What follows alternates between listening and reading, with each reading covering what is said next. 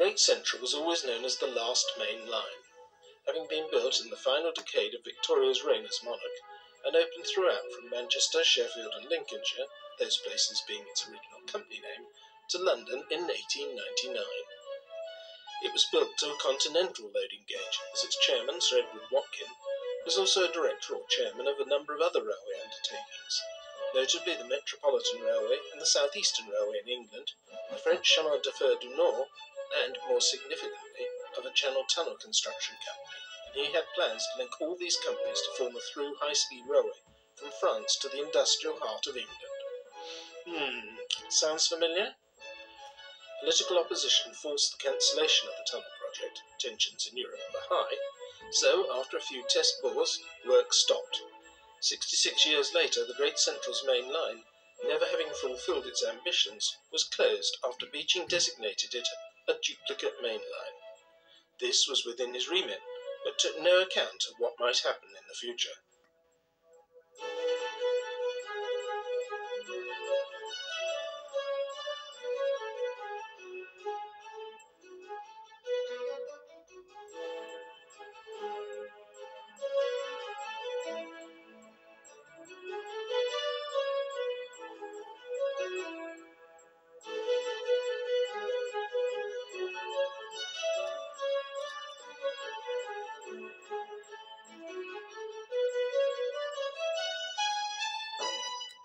The Great Central, due to its real purpose, had not served any major towns exclusively, and its expresses had always been short, although its freight traffic was very heavy.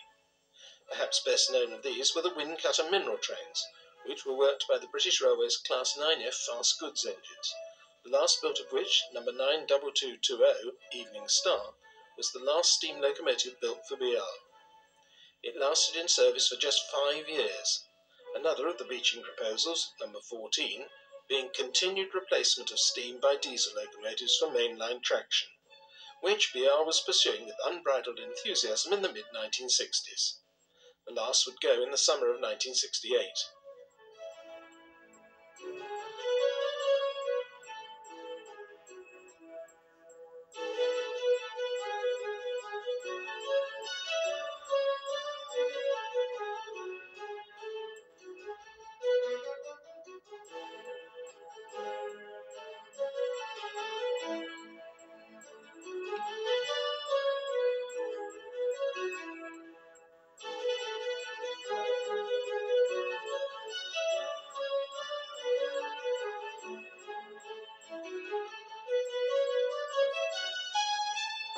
Steam had been the backbone of Britain's industrial power for 2 centuries, and the power source that led to the railways.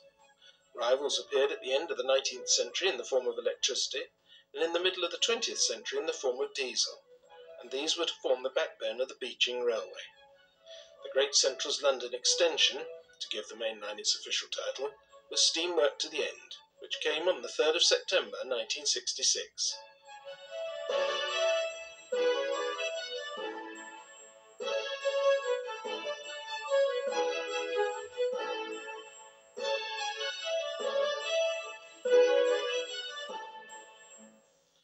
Another line scheduled for closure in 1966 was the rump of the Isle of Wight system, 2 lines surviving into the year, from Ryde to Newport and Cowes, and from Ryde to Ventnor Town.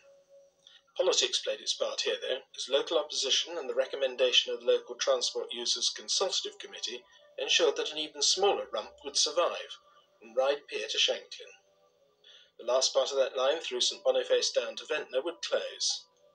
The rump would have some investment, being electrified, but it would use obsolete London Underground stock, refurbished and painted in the drab plain blue corporate livery, and being tested on the old London and South Western Bournemouth main line from Waterloo before being sent to the island.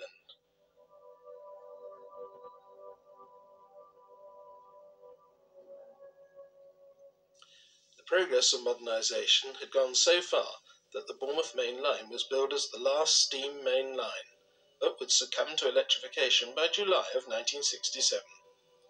Enthusiasts and even the press followed the rundown, as the elimination of steam was the most visible and symbolic effect of the Beeching proposals, although it had been going on since the modernisation plan of 1955.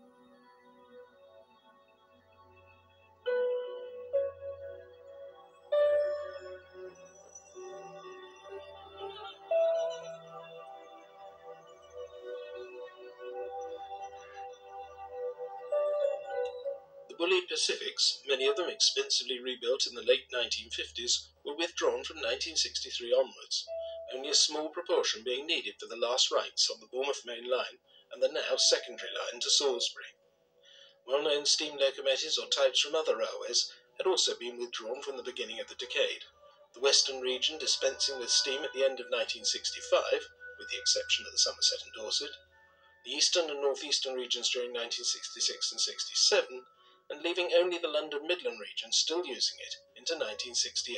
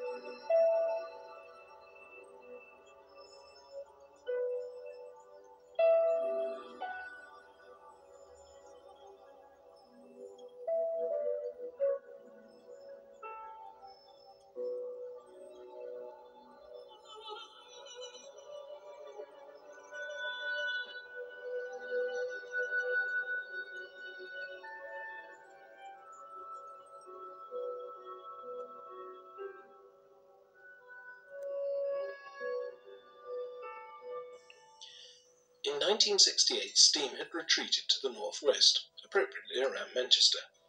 As we saw before, Manchester was where the first intercity railway terminated, from Liverpool, and now the very last steam-hauled passenger train, as it was built at the time, would run between those two cities and then up the legendary Sutton-Carlisle line, itself scheduled to lose all passenger services by Beeching, although this wasn't approved by Barbara Castle.